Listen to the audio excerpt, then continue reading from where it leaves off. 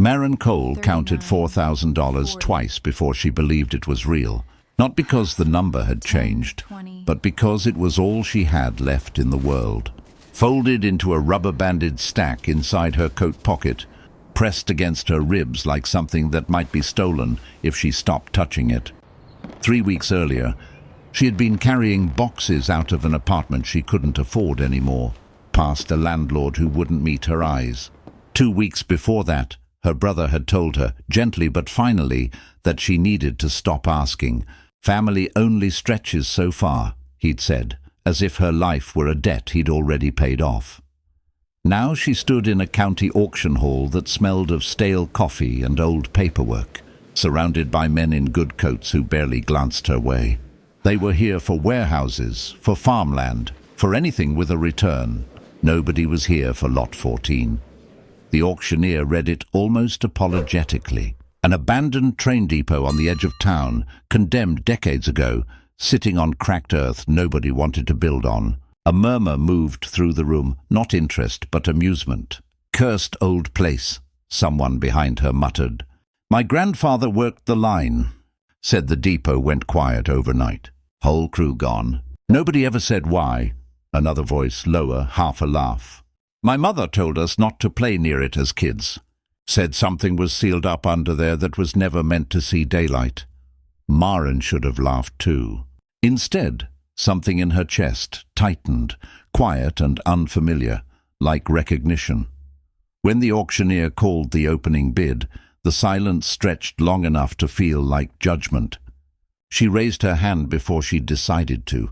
No one bid against her. Not because the depot was worthless, because everyone else already knew to stay away. The gavel came down so quickly Maren almost missed it. "Sold," the auctioneer said, already moving to the next lot, already forgetting her. No applause, no rival bidders, no moment of triumph. Just $4,000 and a stack of paperwork, sliding across a folding table toward a woman nobody had bothered to look at. Twice, she signed her name feeling the stares. She wasn't getting the ones that would have come if she'd bought a warehouse, a working farm, anything a person with sense would want. Instead, she'd bought the joke of the auction. The place even the desperate avoided. Outside, the cold air did nothing to steady her. She sat in her car gripping a deed to a condemned train depot, wondering if she had just made the worst decision of a year already full of them. But when she drove out to see it for the first time, something shifted. The depot rose out of overgrown grass like a forgotten monument, brick facade streaked with decades of rain, windows boarded in mismatched wood. It should have felt like failure. Instead, walking toward it, key in hand, she felt something closer to reverence. This was hers. Broken, worthless, unwanted, but hers in a way nothing had been in years. She let herself in through the side door, dust rising around her boots, and made her way toward the old waiting room. That was when she saw it, tucked in the far corner beneath a warped bench, a section of flooring, boarded over unlike anywhere else in the building. Not decayed, not damaged, sealed deliberately. Maren stood over it a long moment, feeling the strange, prickling certainty that whatever was beneath those boards had been hidden by someone who never wanted it found. For 3 days, Maren returned to the depot the way other people returned to jobs. Early, methodical, unable to stay away. She told herself it was practical, a property inspection. But every hour she spent inside those walls felt less like ownership and more like listening to something try to speak. The building breathed history if she stood still long enough. Rust bloomed across the old signal levers by the platform, flaking orange onto her palms when she touched them. Dust lay so thick on the ticket counter that her fingertip left a clean line through decades of stillness. Somewhere beneath the floorboards, wind moved through old pipework, producing a low, hollow moan that sounded, if she let her imagination wander, almost like a train pulling in. But no train had run this line in 40 years. In a back office, she found a locked cabinet, forced it open, and uncovered a stack of ledgers. their pages brittle and foxed with age, ink faded to sepia, freight manifests, passenger counts, ordinary records of an ordinary station, until she noticed several pages torn cleanly out, their stubs still visible in the binding. Someone had removed exactly what they didn't want remembered. Above the office door, carved into the wooden beam with what looked like a pocket knife, a name, E. Hollis. Beneath it, barely legible, a single word, watching. She was still staring at it when a voice startled her from the doorway. A local historian, grey-haired and stooped, had wandered over after seeing her car parked outside for the third straight day. "Strange old place," he said, glancing around with something between nostalgia and unease. "You know, the county tried to tear this down twice. Filed the permits and everything. Both times it just stopped. Paperwork vanished. No one could ever say who pulled the strings." He shook his head, almost laughing. "Like someone wanted this place left standing exactly the way it was." Maren looked back at the carved name above the door, and for the first time she wondered if the depot had been waiting for her. That night, Maren sat in her car outside a motel she could barely afford, laptop balanced on the steering wheel, the glow of the screen the only light for miles. She should have been searching for work. Instead, she was searching county records for the history of a building that had already cost her everything she had left. She told herself it was one more hour, one more search. Then she'd stop. She didn't stop. Back at the depot the next morning, she knelt again over the boarded section near the waiting room, running her hands along its edges with the focus of someone diffusing something rather than inspecting it. The rest of the floor bore the honest wear of 40 abandoned years, warped boards, water stains, the soft rot of neglect. But this section was different. The wood here was newer, cut with tools that hadn't existed when the depot was built, fitted with a precision that had nothing to do with maintenance and everything to do with concealment. Someone hadn't repaired this floor. They had buried something beneath it, then made sure it would never look repaired at all. She pressed her palm flat against the boards and felt it again. That thin, cold draft rising from below, patient and constant. Like the building itself was exhaling a secret it had held too long. Her phone buzzed with a message from her brother, asking if she'd found a job yet. She stared at it, then set the phone face down on the platform beside her. Rent, bills, a future that required actual money, not mystery. None of it mattered as much in that moment as the question pressing up through the floorboards into her palm. What was down there? Who had put it there? And why, after 40 years of silence, had the depot chosen this week, her first week, to start whispering?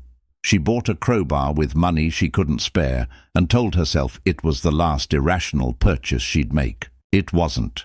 The boards fought her at first, nails shrieking as they gave way one by one, decades of stubborn resistance breaking under her hands. Dust rose in a pale cloud, catching the light slanting through the boarded windows. And beneath it Maren found not a crawl space, not old plumbing, but a narrow stairwell descending into the dark, poured concrete steps, deliberate and solid, built by someone who had meant for this to last. Her breath came shallow as she stood at the top, phone flashlight trembling in her hand. Every instinct told her to call someone, tell someone, wait for daylight to feel less absolute. But $4,000 and a lifetime of being overlooked had taught her that waiting rarely changed anything, except who got there first. She went down. The air grew colder with each step, thick with the mineral smell of old concrete and something underneath it. Stillness, the particular silence of a space that had never once been disturbed. At the bottom, her light swept across a wall that stopped her cold. Brick. Not old brick, weathered and crumbling like the rest of the depot, but brick laid with careful, expensive precision, mortar lines straight as a ruler.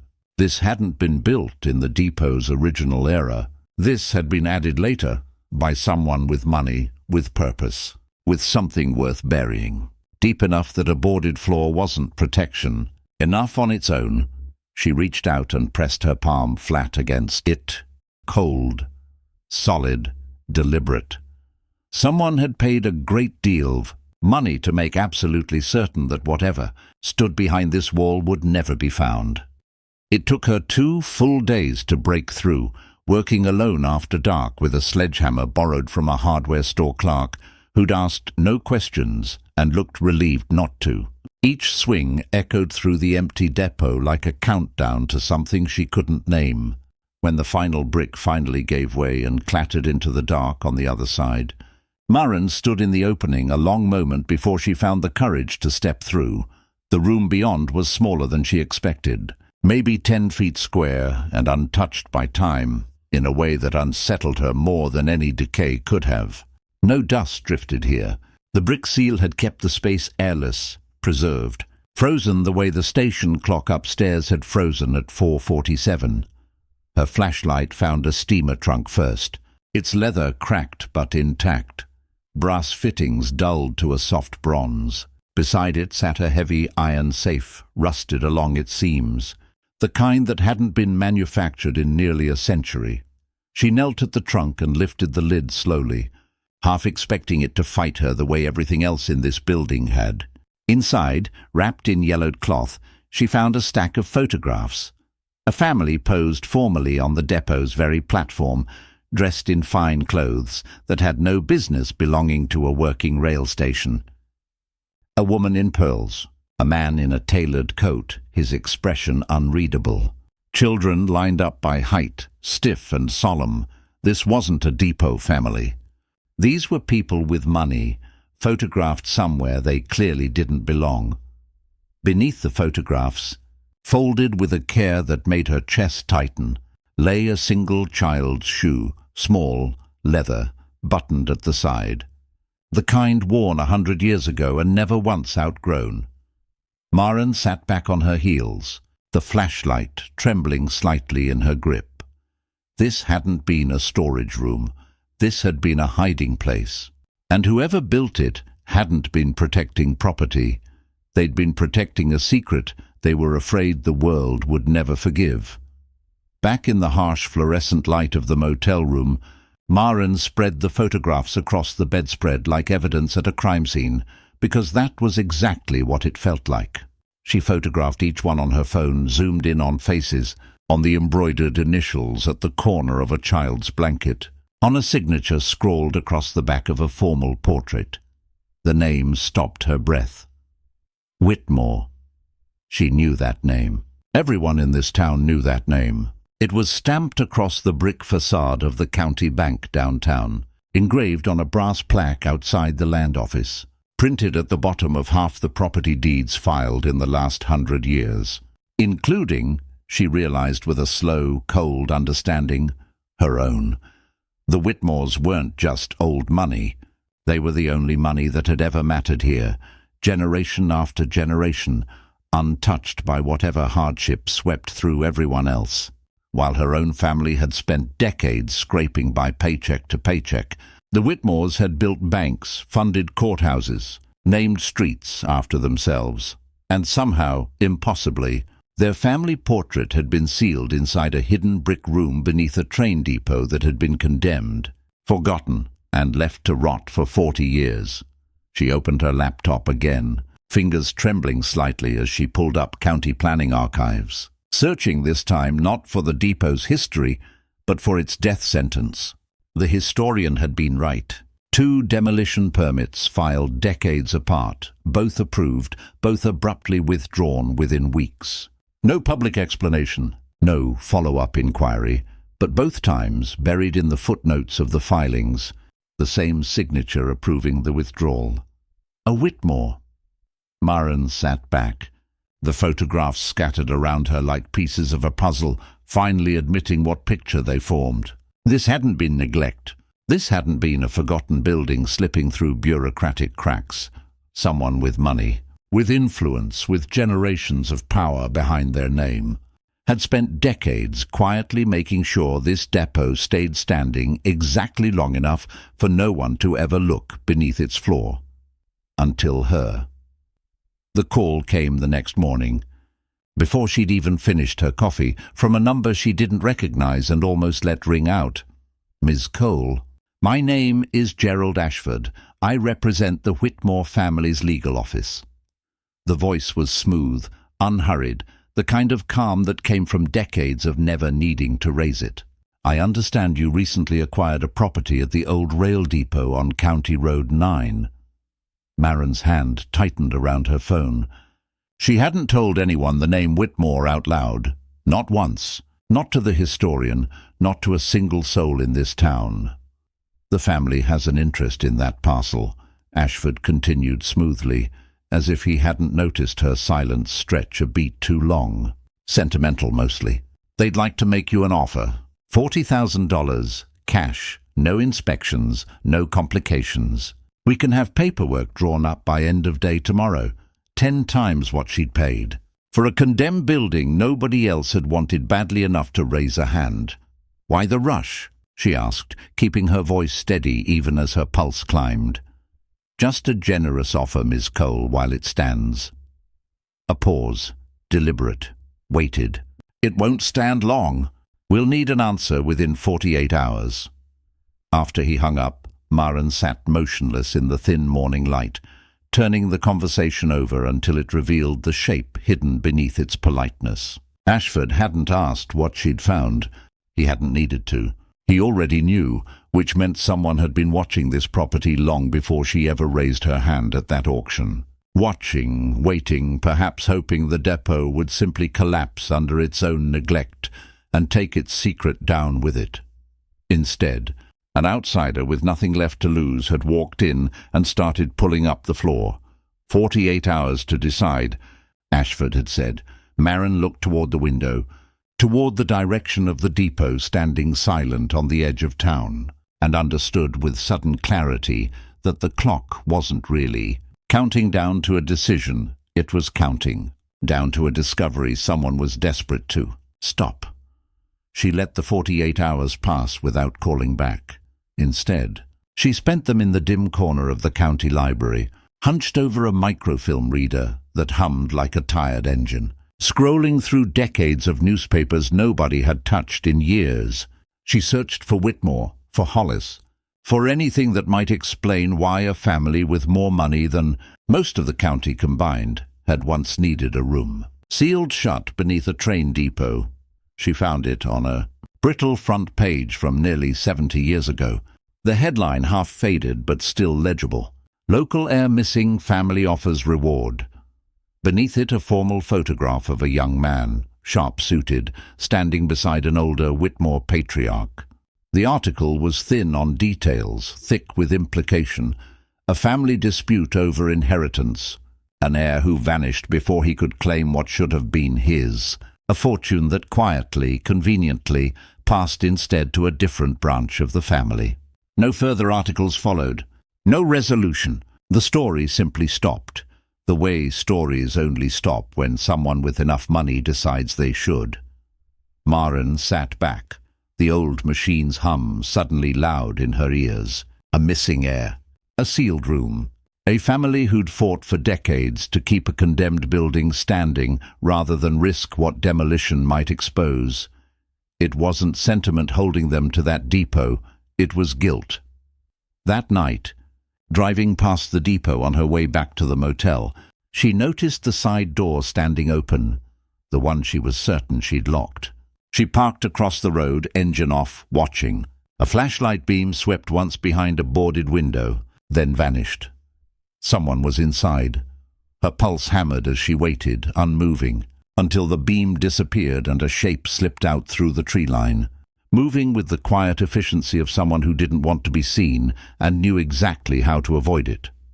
Maren sat in the dark long after the figure was gone, hands trembling on the wheel, understanding now with absolute certainty that she wasn't the only one still searching for what the depot had buried. She went back the next morning, exhausted, unwilling to wait for fear to catch up with her. The safe had resisted her for days, its dial frozen with rust. But this time she came prepared. A locksmith's kit borrowed against a promise she'd pay him back once she had money again. which felt like a joke considering why she needed his help at all. It took nearly an hour of careful, patient work before the mechanism finally gave way, with a groan that echoed through the sealed room like a held breath finally released. Inside, wrapped in oilcloth gone stiff with age, she found a single leather folder. Her hands shook as she opened it. A will, hand-signed, dated decades before the newspaper article she'd found at the library. It named an heir, not the branch of Whitmore's who now ran the bank and the land office and half the county's fortune, but a different name entirely.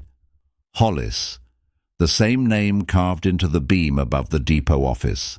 The same name, she realized with a jolt that stole the air from her lungs, that had belonged to her own great-grandmother, a woman her family had always spoken of only briefly, only sadly, as someone who'd lost everything and never recovered.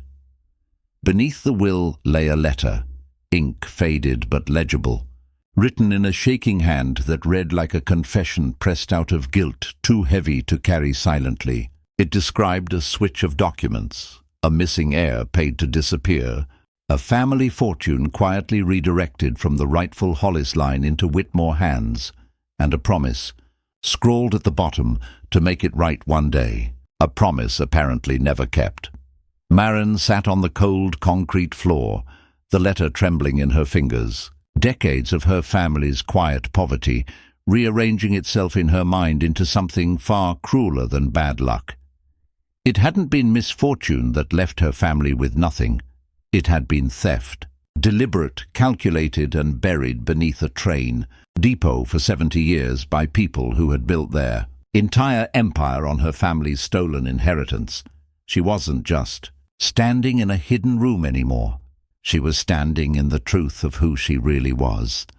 Maren didn't call Ashford this time. She drove straight to the Whitmore land office. The folder clutched against her chest like something that might be ripped from her hands if she loosened her grip. Gerald Ashford met her in a conference room panelled in dark wood, the kind of room designed to make people feel small before they'd even spoken. He offered coffee. She didn't sit. She placed the will on the table instead, followed by the confession letter, watching his composed expression falter for the first time since she'd met him.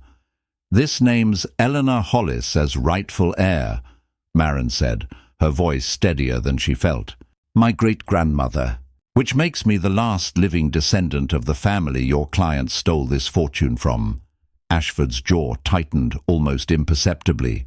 "Ms. Cole, I'd advise you to think very carefully about—" "I have thought about it," she cut in. "For 70 years, apparently, without knowing it." The silence that followed stretched taut enough to hear the building's old pipes ticking somewhere behind the walls. By the time she left, Ashford's calm had returned, but something behind it had changed, something colder. Within hours the pressure began. A call from an unknown number warning her, in vague but unmistakable terms, that pursuing this further would be a mistake she couldn't afford. A second offer arrived by courier, triple the last one. This time with a non-disclosure clause thick enough to bury the entire truth alongside the depot's brick walls forever. She refused again. That night, she drove to the depot to secure the evidence she hadn't yet copied, and found the side door forced open, the lock shattered on the ground. Inside, the sealed room had been ransacked, the empty trunk overturned, drawers of the old office torn open and left scattered across the floor. Someone had gone looking for anything she might have missed, or anything they could destroy before she used it. Maren stood amid the wreckage, heart hammering, and felt something inside her shift from fear into something harder, steadier. They wouldn't have broken in if the documents she already held weren't dangerous enough to end them. She pulled out her phone, hands finally steady, and began dialing a number she'd found earlier that week. Not a lawyer this time, a journalist. The journalist's name was Dana Reyes, a local reporter who'd spent years chasing stories the county paper's owners never wanted published, mostly because the Whitmore name funded half their advertising.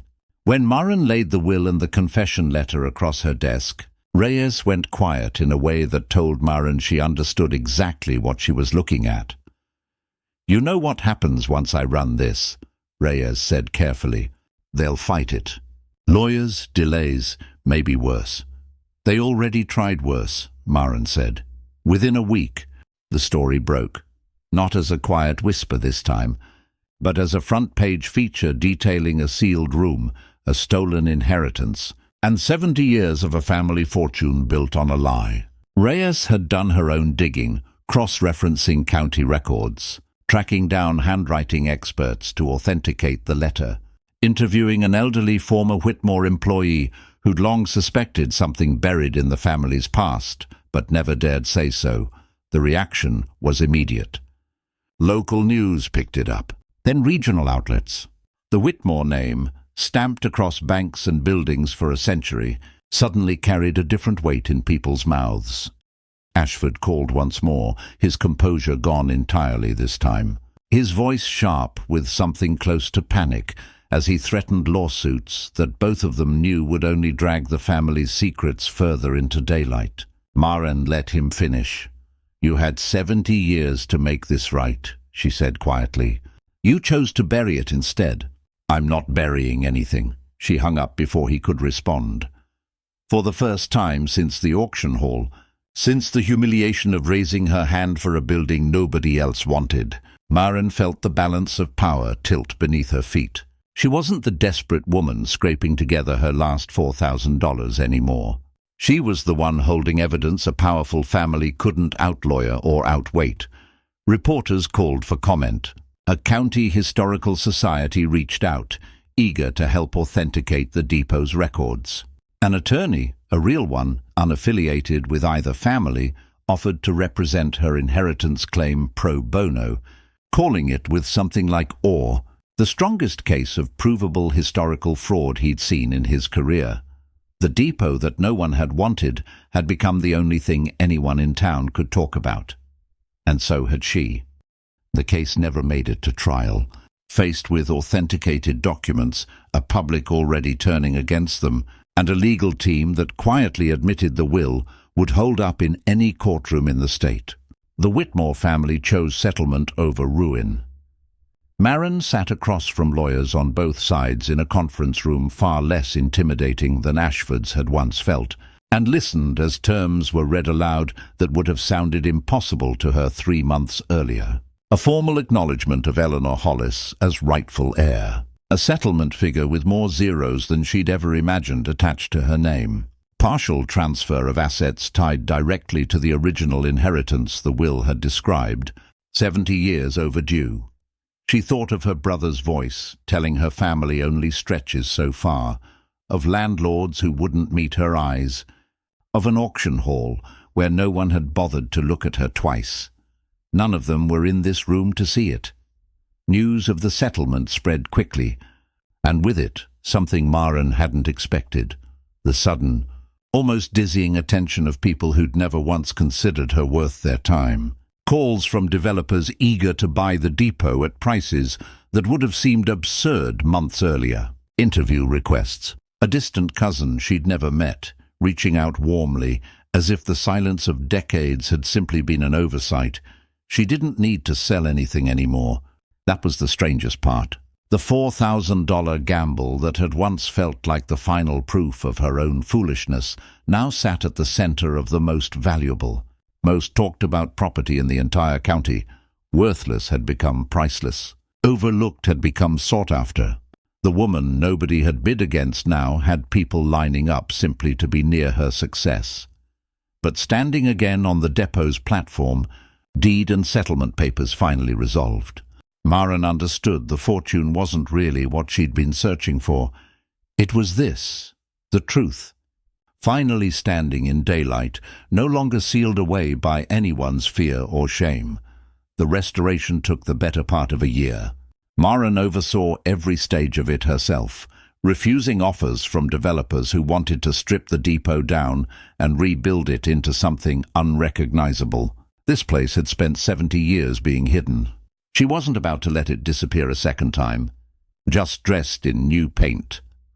Workers repaired the platform boards, replaced the shattered windows, restored the old ticket counter to something close to its original grandeur. The station clock, its hands still frozen at 4:47, she left exactly as she'd found it, mounted behind glass with a small plaque explaining why. Some things deserved to be remembered exactly as they were, not smoothed over for comfort. She turned the depot into a small museum, part local rail history, part something more personal. A permanent record of the Hollis family's story, told honestly for the first time. The photographs from the trunk hung in careful frames along the waiting room wall. The ledgers, the torn pages, the carved warning above the office door, all preserved rather than buried, evidence that silence could last decades but never forever. On opening day, she stood on the platform watching strangers move quietly through rooms that had once existed only in darkness, reading placards that explained what had been taken and from whom, and how long it had stayed hidden before someone finally pried up the right floorboard.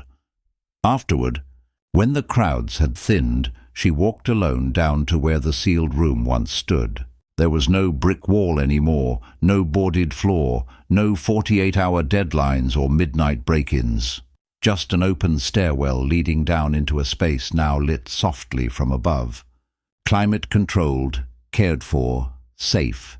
She stood in the center of it, in the exact spot where her hand had once pressed against cold, deliberate brick, and felt something settle inside her that had been unsteady her entire life. She wasn't the woman nobody had bid against anymore. She was the one who had opened what everyone else had spent 70 years trying to keep sealed shut, and found herself waiting inside it, whole.